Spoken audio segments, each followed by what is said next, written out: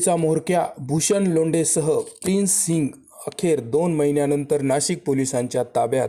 नाशिकच्या सातपूर येथील औरा बार गोळीबार प्रकरणातील मुख्य आरोपी व लोंढे टोळीचा म्होरक्या भूषण लोंढे व त्याचा साथीदार प्रिन्स सिंग हे दोघेही 2 महिन्यांपासून फरार होते।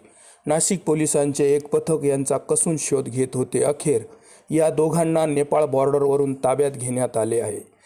पोलीस आपल्याला पकडायला येत असल्याची चाहूल लागताच राहत्या ठिकाणाहून खाली जवळपास 25 ते 30 फूट खाली उडी मारून पळत असताना भूषणचा पाय फ्रॅक्चर झाला आहे। नाशिक पोलिसांनी या दोघांनाही उत्तर प्रदेश कोर्टात हजर करून नाशिकला आणण्याची प्रक्रिया पूर्ण केली असून नाशिकला घेऊन येणार आहेत। नाशिक पोलिसांनी अटक केल्यानंतर या दोघांकडून नेहमीप्रमाणे नाशिक जिल्हा कायद्याचा बालेकिल्ला चा जयघोष करून घेतला। यापूर्वीच भूषण लोंढेचे वडील प्रकाश लोंढे व दीपक लोंढे या पिता पुत्रास अटक झाली असून लोंढे टोळीवर मोक्का अंतर्गत कारवाई करण्यात आलेली आहे। लोंढेंचा दुसरा मुलगाही पोलिसांच्या ताब्यात आला आहे।